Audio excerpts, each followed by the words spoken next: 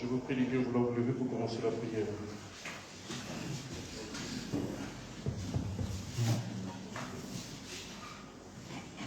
Au nom du Père et du Fils et du Saint-Esprit. Amen. Dieu, viens à mon aide. Seigneur, notre secours. Gloire au Père et au Fils et au Saint-Esprit.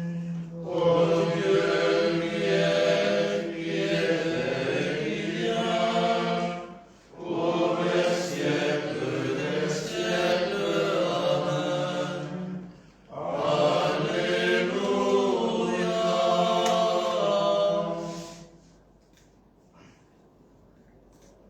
Flamme jaillit d'auprès de Dieu, Esprit Saint, embrase-nous.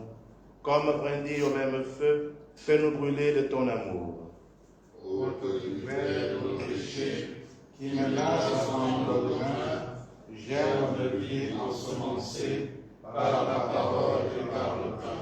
Grave en nos cœurs le nom nouveau de Jésus ressuscité. Sois notre souffle, et nous pourrons chanter sa gloire en vérité.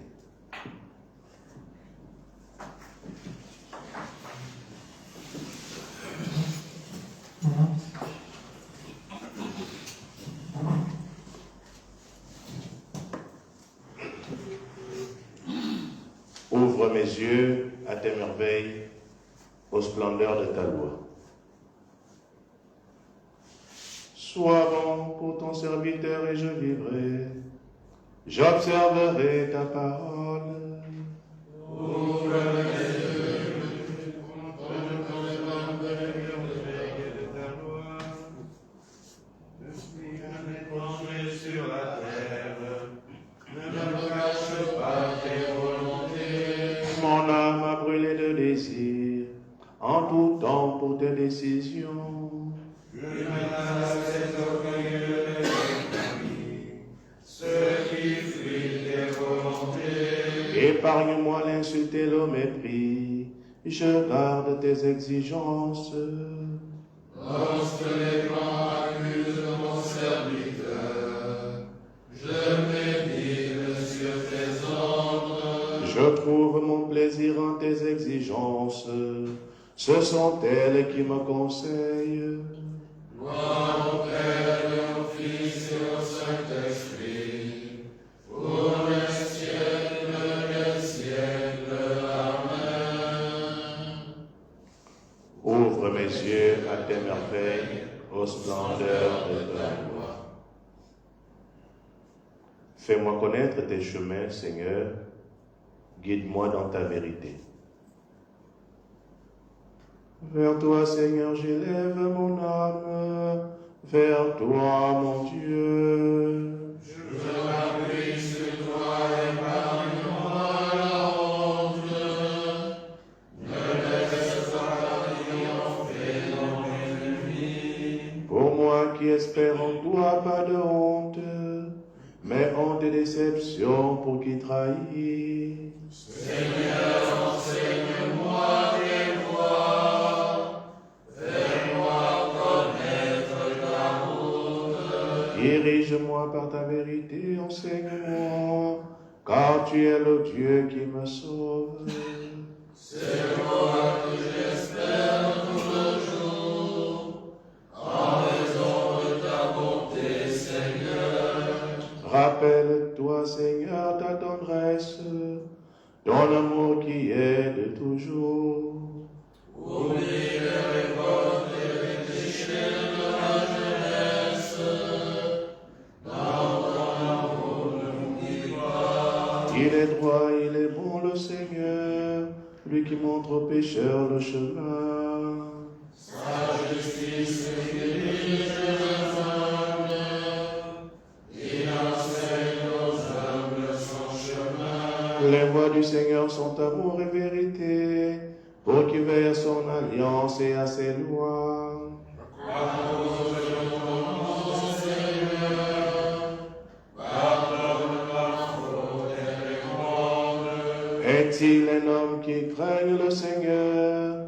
Dieu lui montre le chemin qu'il doit prendre. Son âme habitera le bonheur.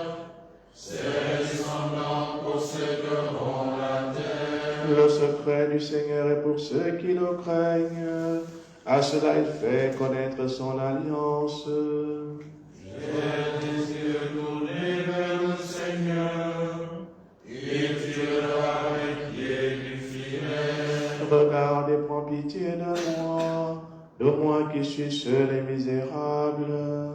Embrasse mon vie dans mon cœur, tire-moi de ma détresse. Vois ma misère et ma peine, enlève tous mes péchés.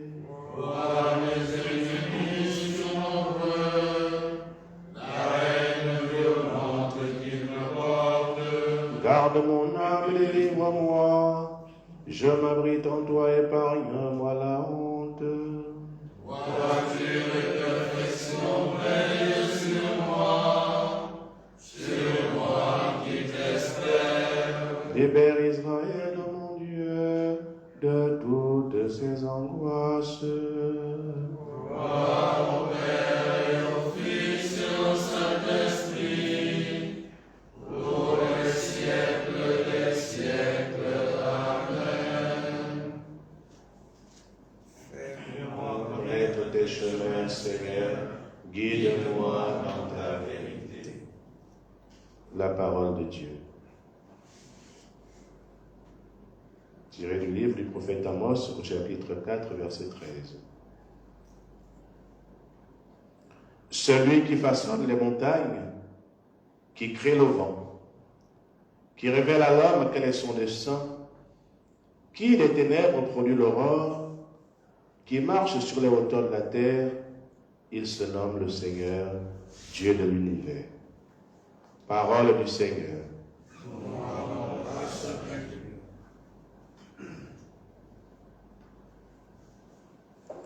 Toutes les œuvres du Seigneur, bénissez le Seigneur. À lui haute gloire, louange éternelle. Prions. Père Saint, nous rappelons cette heure où l'Esprit descendit sur les apôtres. Nous te prions. Fais-nous vivre tout au long de cette journée de l'amour révélé par ton Fils, Jésus, le Christ, notre Seigneur. Amen. Bénissons le Seigneur. Nous rendons grâce à Dieu. Nous prenons donc la prière à l'occasion du 21e Assemblée plénière ordinaire. Dieu de miséricorde, Créateur de tout ce qui existe et Père de l'humanité, nous te glorifions pour tes œuvres et ton pardon toujours accordé aux pécheurs. Tu créas l'homme et la femme à ton image et à ta ressemblance. Tu les bénis et leur dis, soyez féconds et multipliez-vous. Remplissez la terre et soumettez-la. Soyez les maîtres des poissons de la mer, des oiseaux du ciel et de tous les animaux qui vont et viennent sur la terre. Seigneur Jésus, au moment où nous réfléchissons encore aujourd'hui sur les enjeux pastoraux de la famille Mougamo, à la lumière de l'exhortation apostolique à Maurice Laetitia, inspire-nous, conduis et bénis nos travaux selon ta volonté. Nous demandons ton intervention divine dans ce que vit chaque famille de nos jours. Par ton Esprit Saint, accorde aux parents et à leurs enfants d'accueillir ensemble ta parole et de la mettre en pratique. Conduis-les tous à la sainteté et au salut.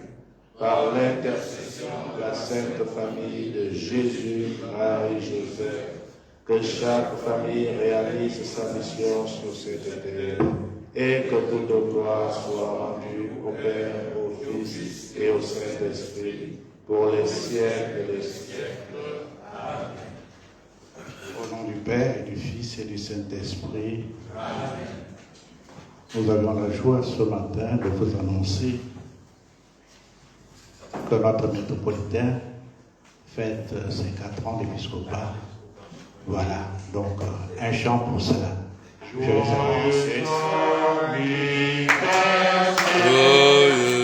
joyeux anniversaire, joyeux anniversaire, Monseigneur Ibaba, joyeux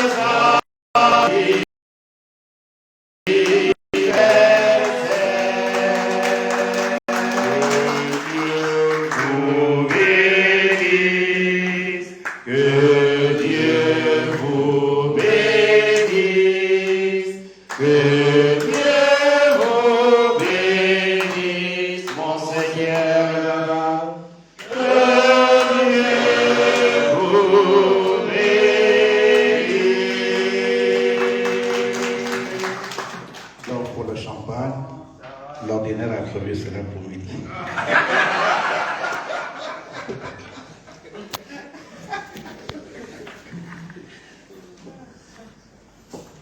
C'est donc avec cette note de joie relative à l'anniversaire d'ordination de notre Père archevêque que nous entrons dans l'approfondissement de la joie que comporte ce beau document à Maurice Laetitia.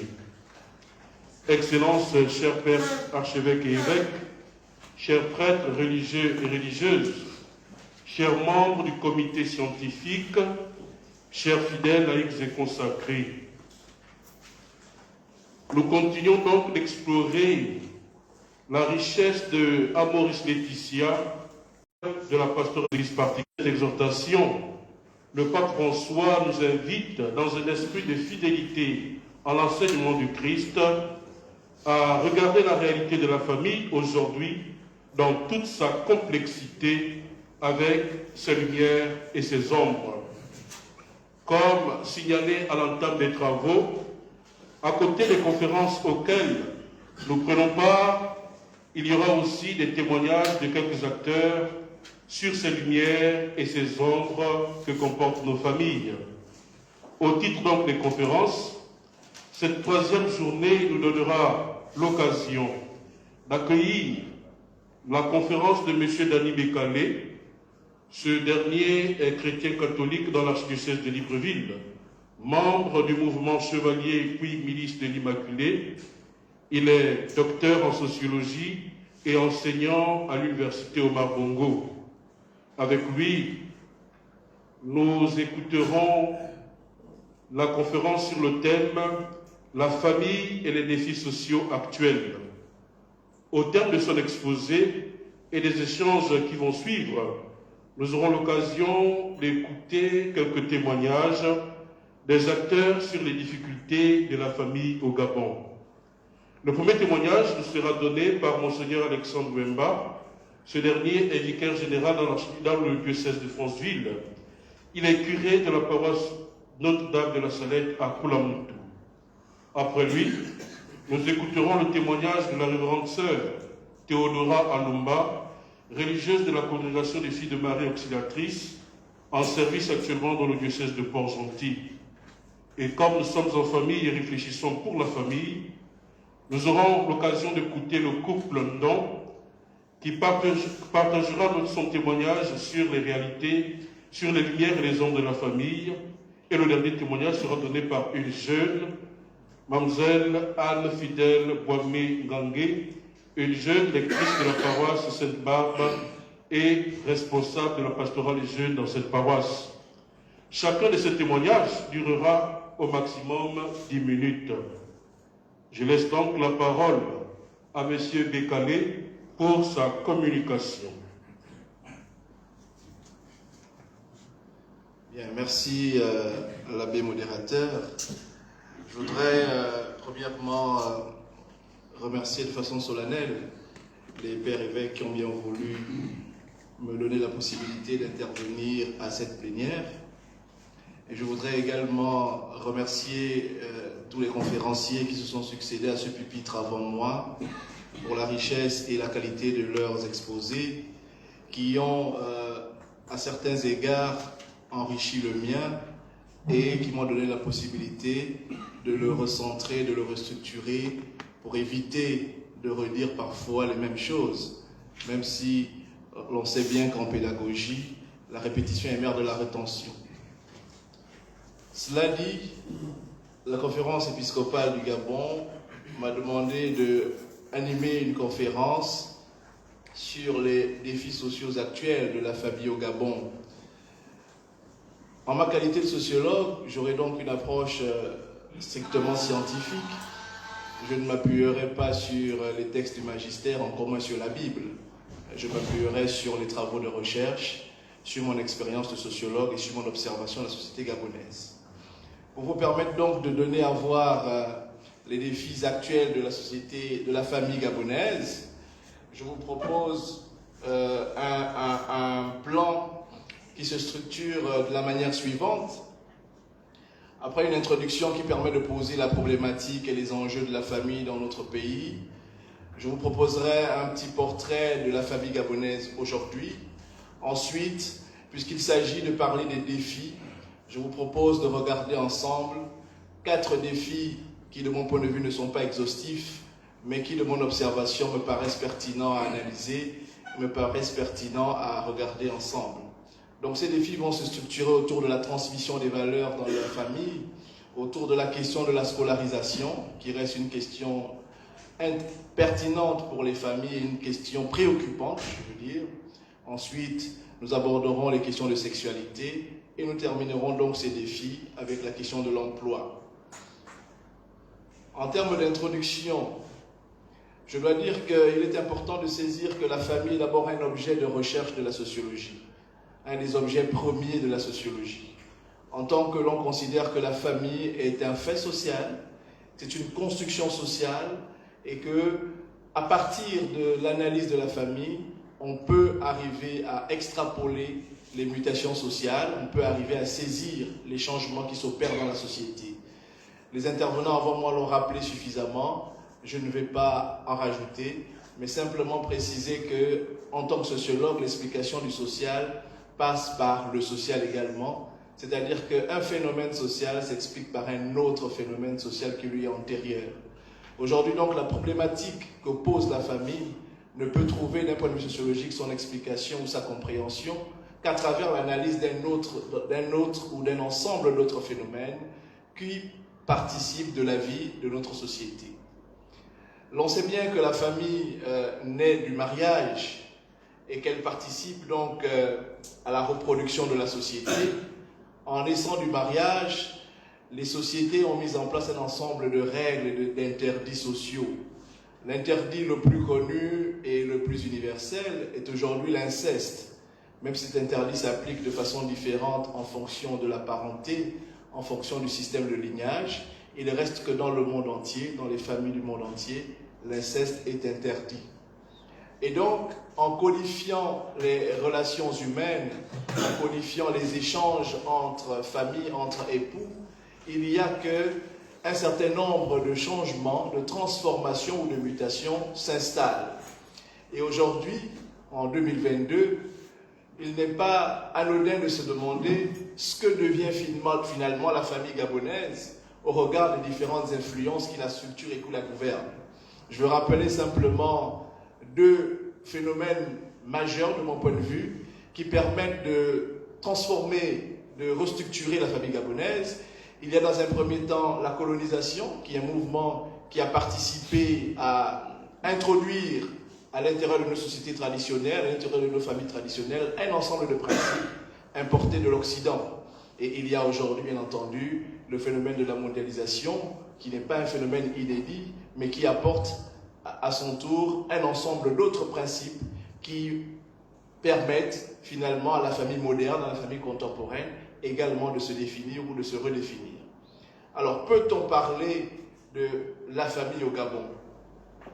Quand on sait que la famille relève d'abord de ce qu'on appelle l'intimité, donc du domaine privé, est-ce qu'il est aisé d'en parler à une assemblée? Est-ce qu'il est aisé d'en parler en public?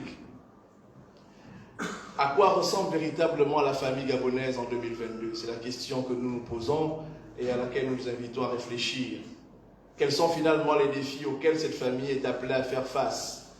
Je dis d'entrée de jeu que les réponses à ces questions sont complexes. Je n'ai pas la prétention d'apporter des solutions miracles à ce questionnement, mais je nous amène simplement dans un schéma que je vous ai présenté précédemment, à voir en fonction des situations comment la famille peut se comporter.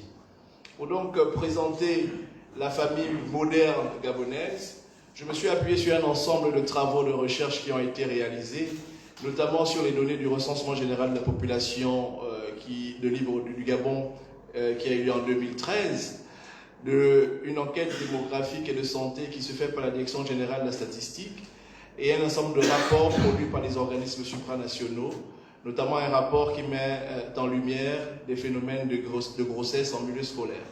Donc ces 3 rapports m'ont permis d'avoir un ensemble de données qui me paraissent utiles à la compréhension de la mutation familiale ou du paysage familial au Gabon.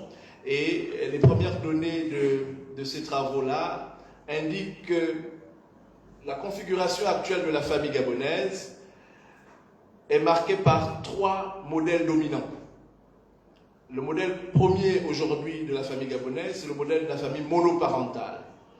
Et les chiffres indiquent que 39% de nos familles aujourd'hui sont des familles monoparentales, c'est-à-dire des familles où un des parents élève tout seul ses enfants. Et dans la plupart des cas, ce parent est généralement la mère. Donc beaucoup de familles aujourd'hui au Gabon sont constituées de familles monoparentales, notamment de la mère en tant que chef de famille. Ensuite, il y a ce qu'on appelle classiquement la famille nucléaire, qui est composée du père, de la mère et des enfants. Cette famille est représentée à 34% dans notre société aujourd'hui. Ensuite émerge progressivement de plus en plus un nouveau type de famille, je dirais, que l'on appelle régulièrement les familles recomposées. Je veux préciser que traditionnellement ou historiquement, la recomposition familiale n'est pas une chose inédite non plus dans notre société, mais les nouvelles formes de cette recomposition familiale apparaissent comme relativement récents, apparaissent comme un modèle qui vient justement concurrencer les modèles traditionnels. On note donc à travers ces travaux également qu'il y a un recul de ce que nous avons appelé la famille élargie. Notre société traditionnelle a longtemps été caractérisée par ce qu'on a appelé la famille élargie, c'est-à-dire une famille qui est composée du père, de la mère, des enfants, parfois des nièces, des neveux, des oncles et des tantes.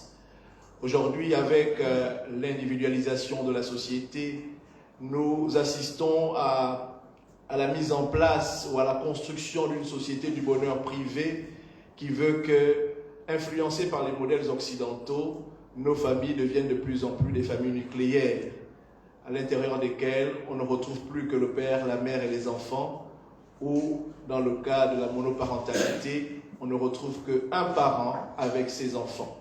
Donc de plus en plus, ce modèle de famille élargie tend à disparaître dans notre société. En termes de fécondité, il faut noter qu'en moyenne, les familles gabonaises font 4 enfants, sinon 5 enfants. Là aussi, on peut noter un recul parce qu'on a le sentiment qu'en regardant dans le rétroviseur, les familles des années 80, des années 70, des années 60 étaient beaucoup plus nombreuses, notamment en lien également avec la question de la polygamie, qui a autorisé à des chefs de famille à avoir plusieurs enfants. Sur la question de la polygamie, je dois dire d'entrée aussi que c'est une thématique, c'est une problématique qui en recule également dans notre société.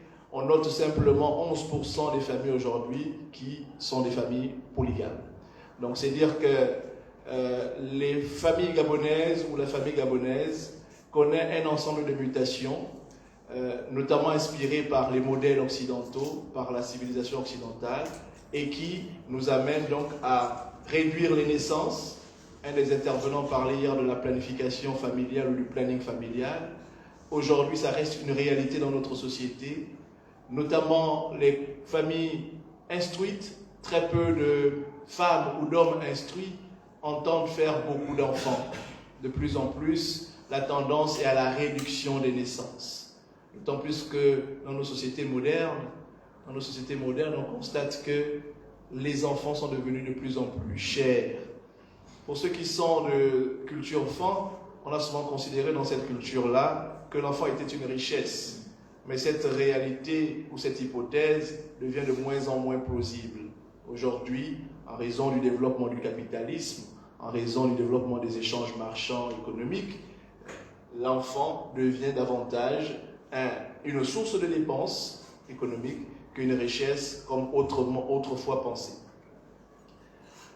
Cette question de fécondité également nous permet, puisque nous sommes dans un contexte national, il serait bien de voir un peu comment cette fécondité varie d'une région à une autre.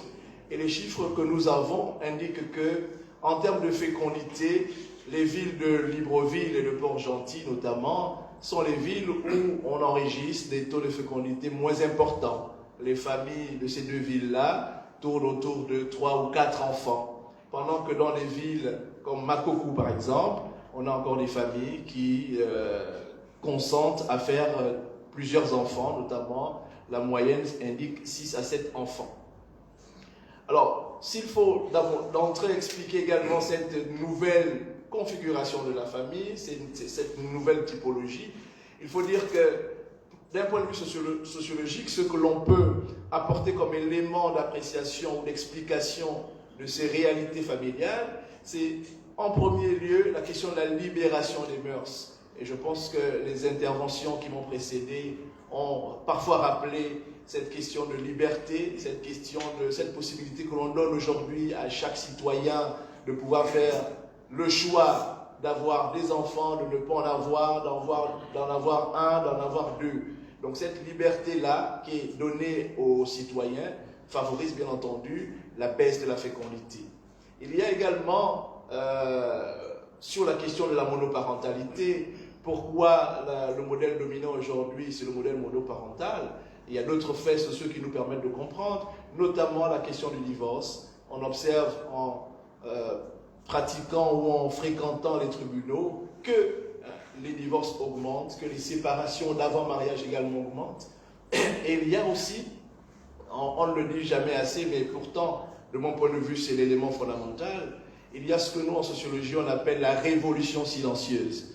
La révolution silencieuse, c'est la scolarisation ou l'instruction de la jeune fille. Aujourd'hui, les femmes sont, notamment dans notre contexte gabonais, les filles sont autant scolarisées que les garçons. Elles ont accès à tous les diplômes, elles ont accès à tous les métiers, à toutes les fonctions possibles. Et cette instruction de la fille, de la femme, entraîne nécessairement une indépendance financière.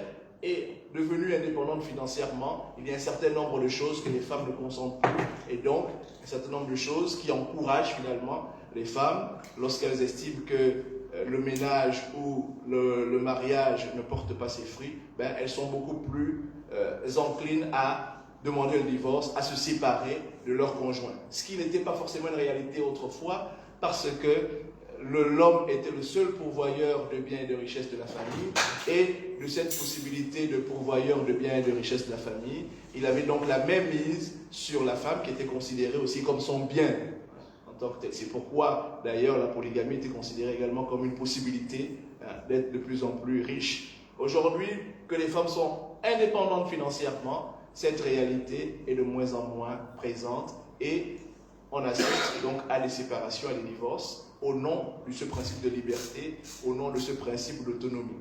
Un petit paradoxe que je voudrais relever, c'est qu'au fur et à mesure que la société se modernise, qu'elle épouse et pourtant des schèmes de pensée qui viennent de l'étranger, qu'elle épouse des modes, des pratiques qui viennent de l'étranger, il reste quand même que lorsqu'on analyse les différents mariages au Gabon, le mariage coutumier reste le mariage le plus pratiqué. 49% des mariages au Gabon sont des mariages coutumiers, suivis du mariage civil et bien entendu du mariage religieux, dont les membres du MCR pensent que ce mariage ne devrait plus être une simple option. Donc voici un peu le portrait aujourd'hui de la famille gabonaise. Pour me résumer, il s'agit d'une famille essentiellement monoparentale, une famille qui a décidé de réduire considérablement les naissances, qui a un accès beaucoup plus important, notamment en ce qui s'agit des femmes, au travail, à l'instruction, à l'indépendance financière, mais qui reste attachée d'une certaine manière à certaines valeurs traditionnelles, comme le mariage coutumier. Présenter ce portrait ce portrait nous permet finalement de nous repositionner et de nous interroger sur les défis de cette nouvelle famille, de cette nouvelle configuration de la famille dans notre société. Et le premier défi, à mon avis, qui me semble important à analyser, c'est celui de la transmission des valeurs. Vous n'êtes pas sans savoir que la famille est le berceau de la société, la cellule de base de notre société, et qu'elle apparaît donc comme la première instance de socialisation, le premier élément qui permet de transmettre des valeurs et d'éduquer la nouvelle génération.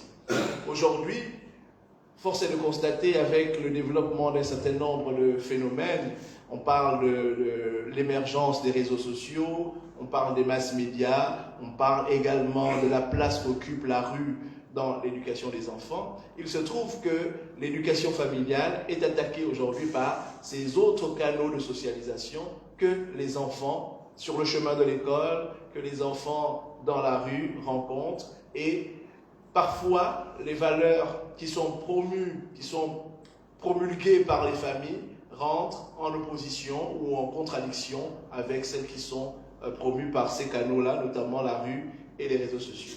Il y a aussi un fait, de mon point de vue, qui est important sur la question de la transmission des valeurs et qui fait écho un peu aux autres interventions, notamment lorsqu'il s'est agi de parler des réformes juridiques dans notre pays.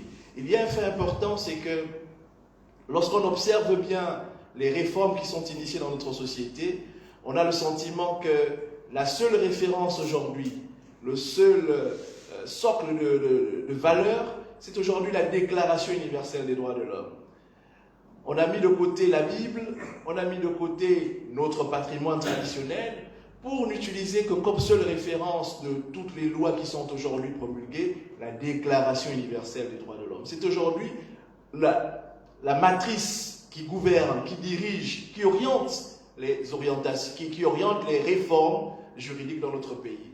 Et il se trouve que ce principe, ou cette Déclaration universelle des droits de l'homme, n'intègre pas nécessairement les particularités de chaque société, n'intègre pas nos particularismes culturels. Parce que la volonté de faire du monde un village planétaire vise justement à faire en sorte que toutes les valeurs deviennent des valeurs universelles. Mais l'on sait bien, lorsqu'on analyse la question de la mondialisation, on sait bien que dans le processus ou dans le phénomène de mondialisation, il y a d'un côté les mondialisateurs et de l'autre les mondialisés. Ça veut dire qu'il y a d'un côté ceux qui imposent leur vision aux autres. Il y a ceux qui ne font que recevoir sans en proposer, et pourtant l'on considère que la mondialisation, c'est le lieu du donner et du recevoir. Mais à l'expérience, à l'observation, un certain nombre de sociétés, un certain nombre de pays du Sud notamment, et les pays africains, le Gabon singulièrement, apparaissent comme des sociétés mondialisées qui ne proposent rien dans ce village planétaire. Et les principes inculqués par la Déclaration universelle des droits de l'homme participent justement de cette forme d'imposition qui est décidée au niveau des organismes supranationaux et qui vise donc à transformer les sociétés à partir d'un ensemble de principes qui ne s'imbriquent pas ou qui ne cadrent pas, qui ne riment pas avec le patrimoine culturel des différentes sociétés. Et la Déclaration universelle des droits de l'homme vante essentiellement deux principes ou deux valeurs. Il y a le principe de liberté et celui d'égalité. Et j'ai souvenance d'une des interventions de Monseigneur Eusebius hier sur la question de la liberté. Et je voudrais donc renforcer cette interrogation pour dire que, et un sociologue que l'on appelle Alexis de Tocqueville a bien montré que dans les modèles démocratiques, les principes de liberté et les principes d'égalité peuvent parfois rentrer en contradiction. Parce que la liberté favorise ou pousse à la différenciation. Plus on est libre, plus on est différent. Si on est libre de s'habiller comme on veut, on est libre de marcher comme on veut, de manger comme on veut, on se différencie de plus en plus de ses concitoyens, de ses confrères, des populations qui sont semblables, de nos compatriotes de façon générale. Donc, or, l'égalité, c'est une valeur qui vise à l'uniformisation. L'égalité vise à réduire les écarts dans la société.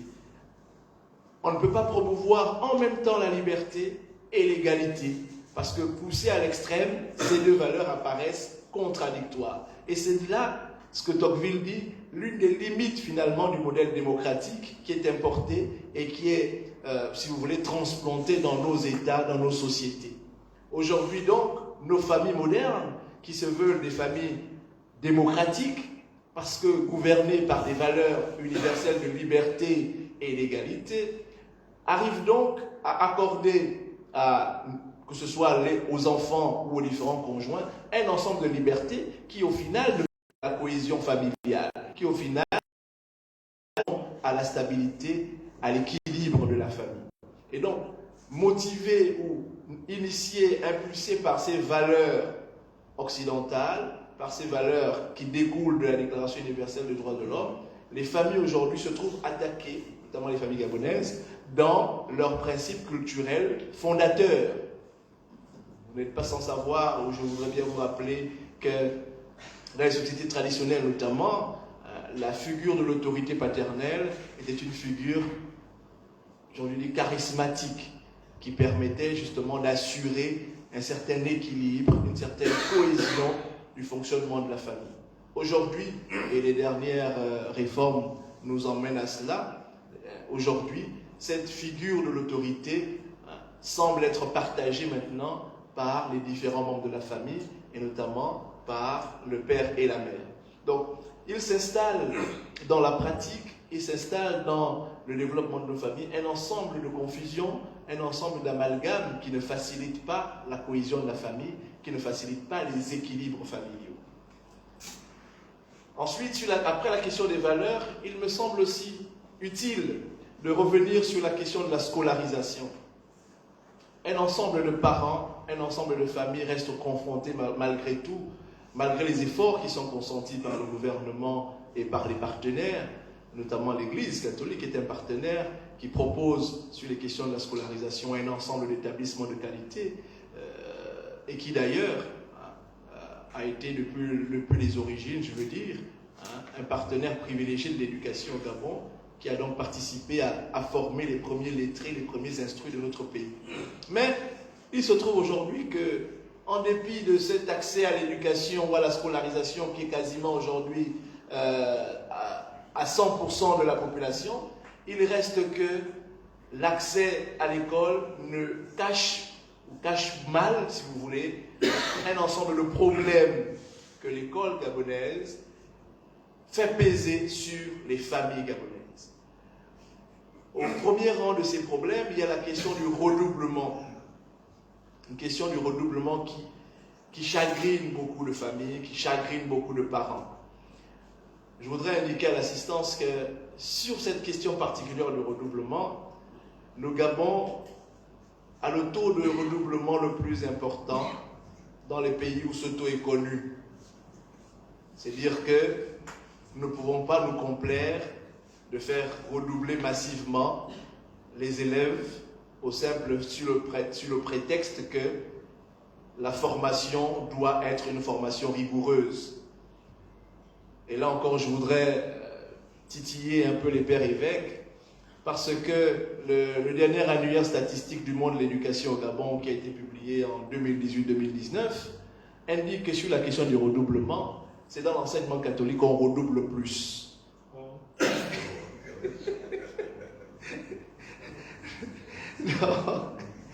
Donc cette réalité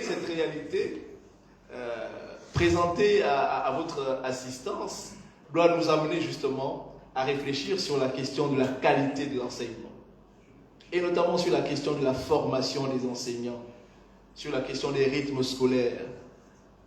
Depuis que nous sommes arrivés, j'ai discuté avec les quelques jeunes qui participent à ces assises, les petites mains qui nous aident au bon fonctionnement de ces assises, et je me suis rendu compte qu'il y a un certain nombre d'élèves qui, en pleine semaine de classe, n'ont pas cours.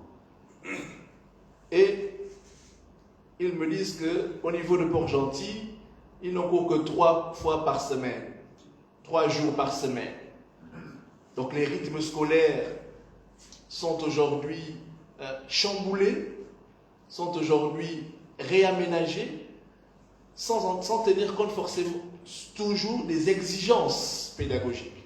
Et donc cette question de la qualité de l'enseignement, c'est une question, à mon avis, qui doit être prise à bras le corps et qui doit nous permettre de réfléchir sérieusement et sereinement sur le devenir, notamment des établissements catholiques, qui ont été, jusqu'à un passé récent, toujours considérés comme les meilleurs établissements de notre système scolaire.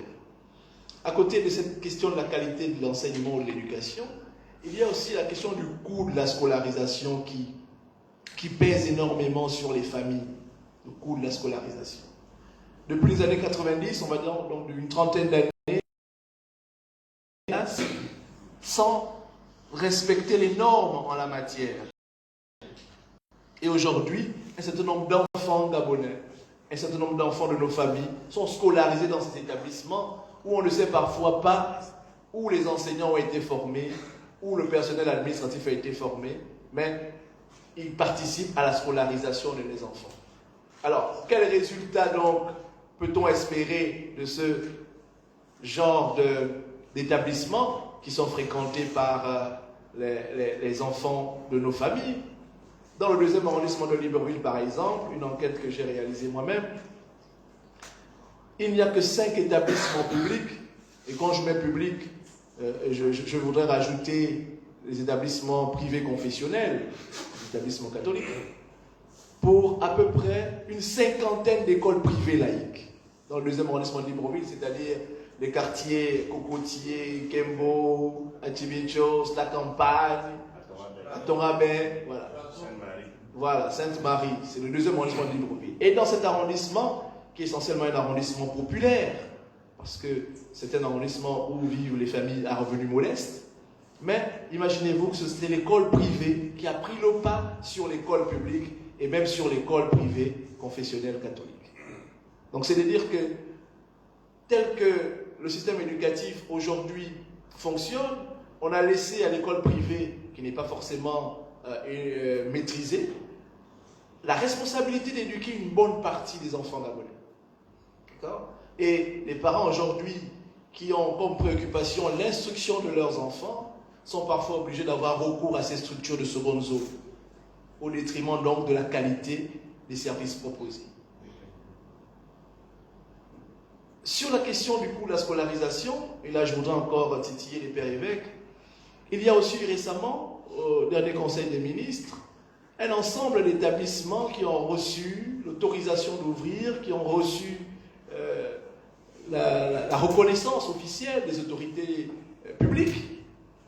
Et curieusement, dans ces établissements qui ont reçu l'autorisation d'ouvrir, la reconnaissance publique, on a enregistré un ensemble d'établissements tenus par les congrégations religieuses notamment, qui ont aujourd'hui maintenant le statut d'établissements privés laïques. Donc, ces établissements tenus par les congrégations religieuses, notamment catholiques, n'ont pas le label d'établissement privé confessionnel catholique. Ces établissements ont plutôt le label d'établissement privé laïque. Donc, ces établissements sont au même titre que, je ne sais pas, tous les autres établissements qui sont créés par n'importe quel Gabonais, n'importe quel individu, n'importe quel promoteur privé. Et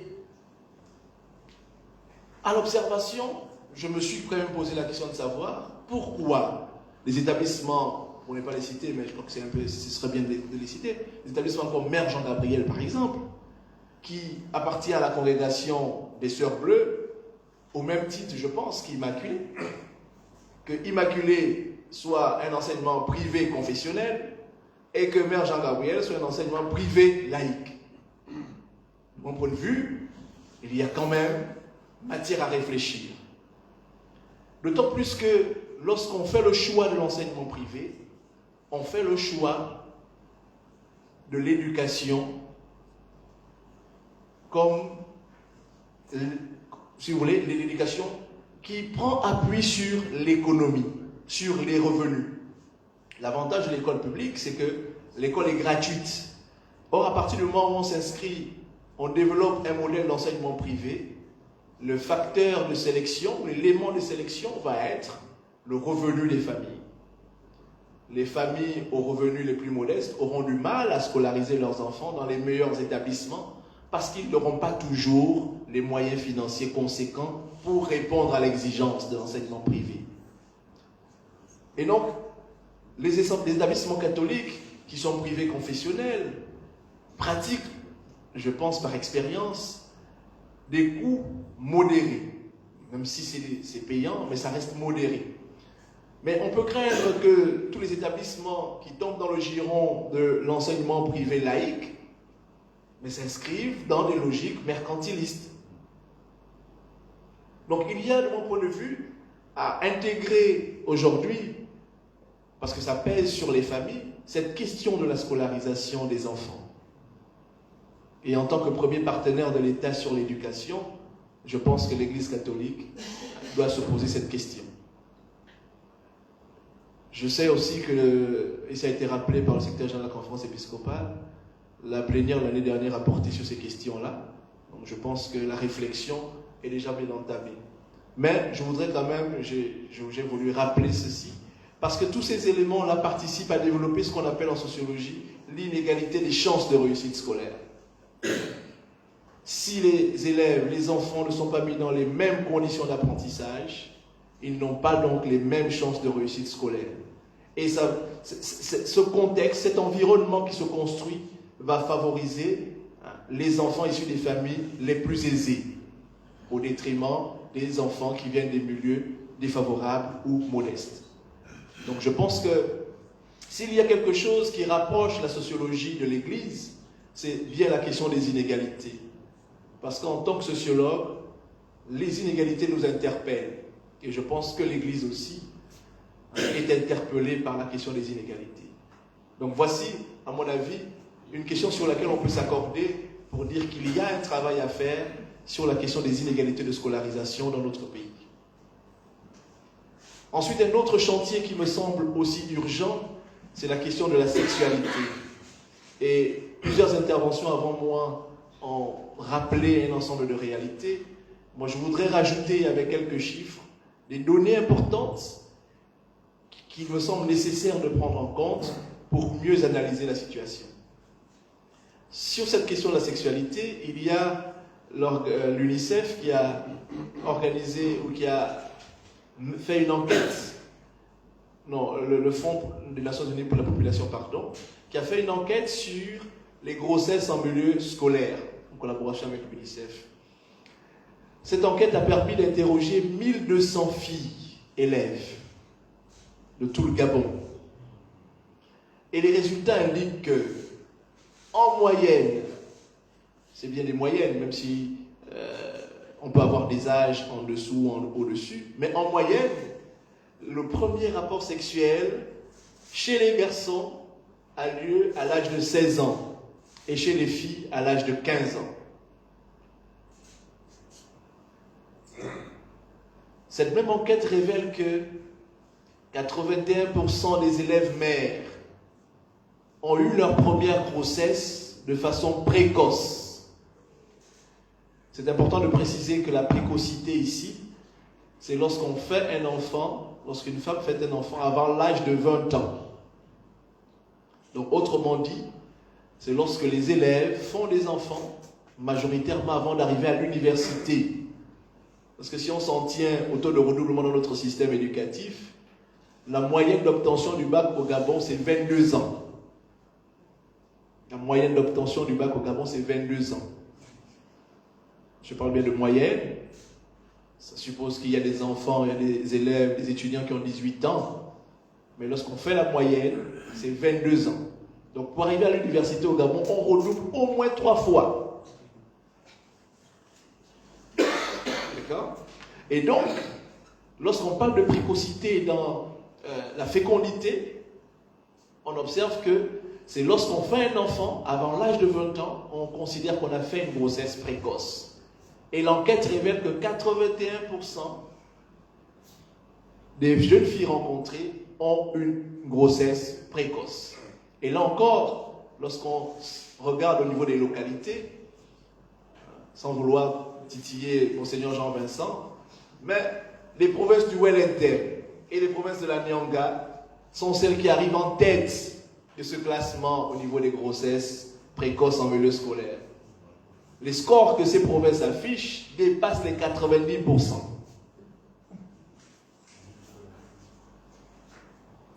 Ce qui est aussi important à saisir,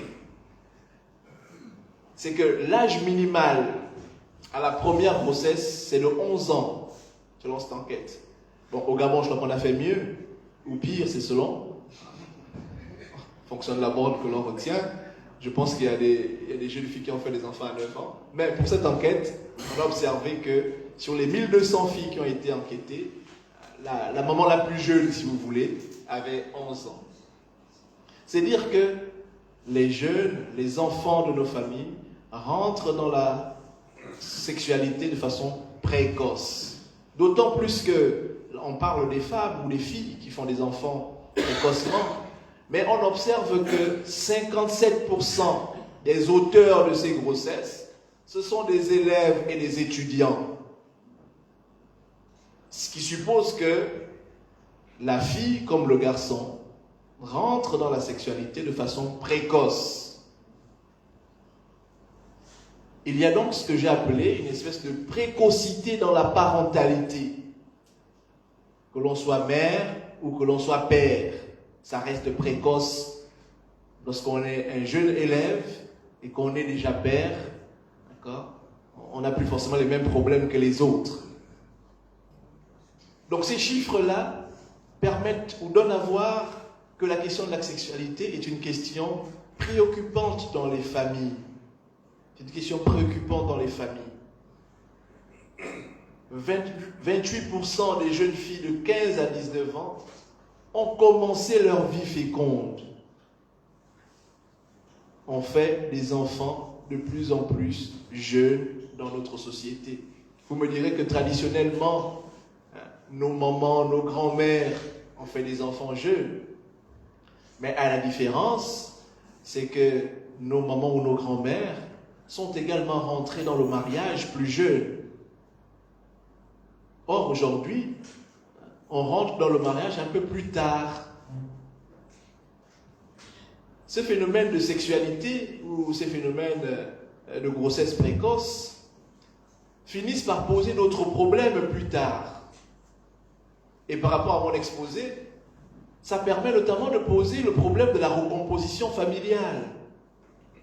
Parce qu'en général, lorsqu'on fait un enfant au lycée ou au collège, on n'est pas sûr de se marier avec la personne, le géniteur de cet enfant.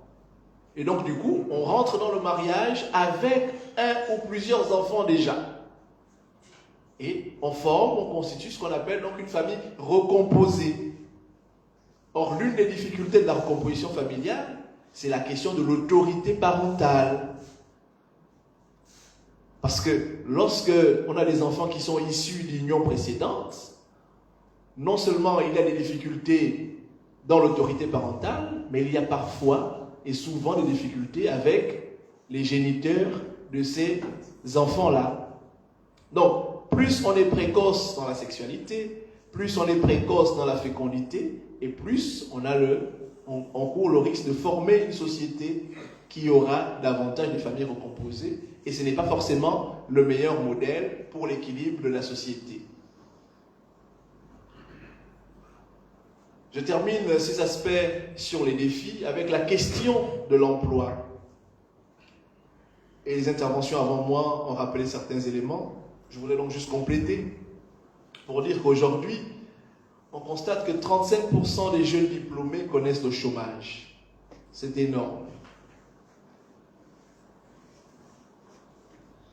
On est allé à l'école, on s'est formé, on a été diplômé et on a du mal à trouver du travail. Cette situation est dramatique dans notre société parce que depuis, comme vous le savez, depuis quelques années, le plus gros employeur du pays a décidé de geler les recrutements, la fonction publique. Depuis 5 ans maintenant, ne recrute plus personne, sauf avoir le piston. Mais si vous suivez l'actualité, vous avez vu également qu'un certain nombre de DCRH ont été arrêtés parce qu'il y a un réseau de postes budgétaires illégaux qui a été démantelé. Donc le gouvernement a pris la décision, peut-être malheureuse, de suspendre les recrutements, de suspendre les concours dans les grandes écoles. Ce qui fait qu'on a de plus en plus de jeunes qui sortent des universités. Et là, je voudrais aussi lever, je ne dirais pas un équivoque, mais je voudrais tordre le cou à une idée bien répandue dans notre société, qui considère que l'université Omar Bongo ne forme que des chômeurs. Lorsqu'on observe les taux de chômage, en réalité, que l'on sorte des grandes écoles privées ou que l'on sorte de l'université, on connaît la même situation de chômage. Il n'y a pas finalement un avantage comparatif à avoir appris dans les établissements supérieurs privés que d'avoir appris à l'université Omar Bongo. Le chômage touche tous les diplômés, même ceux qui ont appris à l'étranger. De plus en plus, même les diplômés de l'étranger, quand ils rentrent au Gabon, 3, 4 ans, 5 ans de chômage. Or, il y a encore 10 ans ou 20 ans, lorsqu'on rentrait au Gabon avec son diplôme de la France ou du Maroc, mais on trouvait le travail tout de suite. Aujourd'hui, on se rend compte que le chômage n'épargne personne, même ceux qui ont fui le système universitaire national.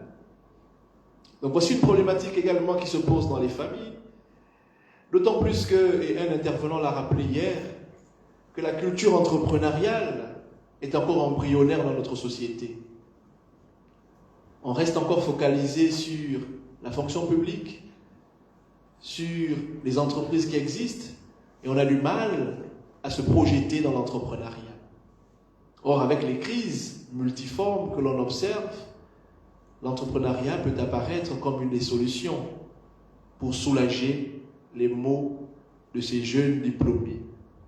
Et là encore, les crises économiques que la société gabonaise connaît ne participent pas à la relance de l'emploi et concourent à fragiliser davantage les familles qui sont déjà très précarisées.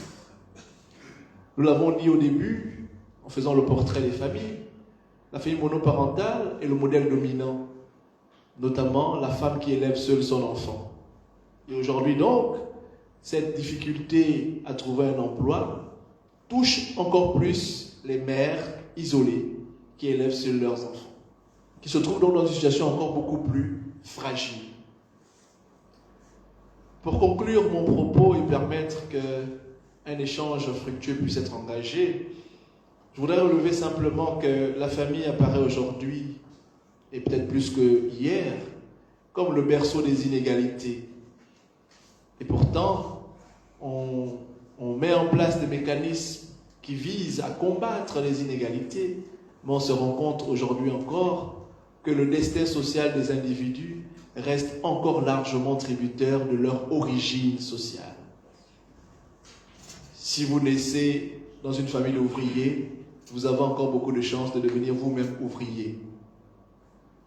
De la même manière que si vous naissez dans une famille de médecins, vous avez plus de chances de devenir vous-même médecin. Or, la société démocratique s'est mise en place sur le principe de la lutte contre les inégalités de naissance.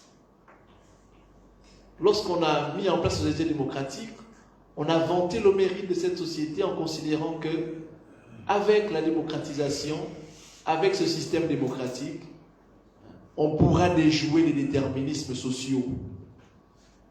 Or, à l'expérience, à l'observation, on se rend compte que ces déterminismes sociaux sont encore très prégnants.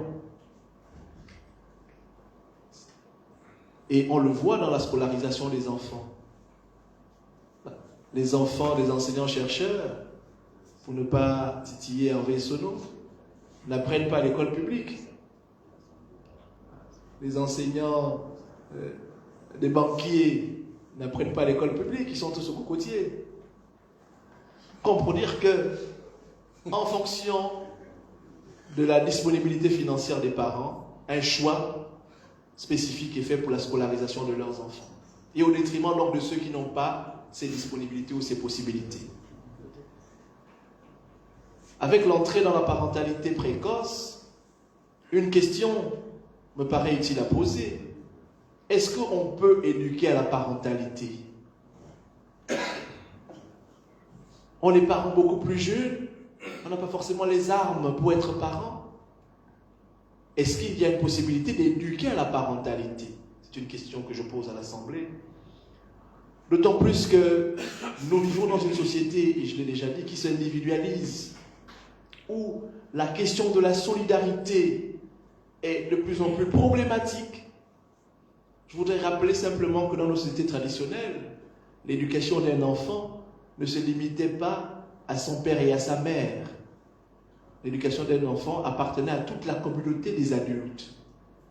Aujourd'hui, adultes, devenus adultes, passant dans la rue, on voit des enfants qui se battent, on voit un enfant qui est violenté, parfois on passe, on ne dit rien. Et parfois, lorsqu'on veut prendre la parole pour dire quelque chose, c'est le parent de l'enfant qui vient vous reprendre pour dire que pourquoi vous parlez à mon enfant. On vit dans une société du chacun pour soi. Et il y a un adage populaire qui dit chacun pour soi et Dieu nous pousse. La société s'individualise et on ne pense qu'à son petit bonheur privé. Et donc, la solidarité s'étiole. Or, sans solidarité, une société ne peut pas demeurer en équilibre et en cohésion. Il est indispensable pour qu'une société maintienne ses équilibres, pour qu'elle maintienne une espèce de cohésion sociale, il est indispensable que les modèles de solidarité soient renforcés. Et pour cela, il faut, de mon point de vue, construire ce que j'ai appelé des espaces d'égalité. Voici, chers pères évêques, ce que je voulais partager avec vous ce matin, en espérant que je n'ai pas été trop ennuyeux et que mon intervention pourra susciter d'autres échanges qui pourront enrichir ces travaux de la 29e session de la plénière ordinaire de la Conférence épiscopale du Gabon. Je vous remercie pour votre attention.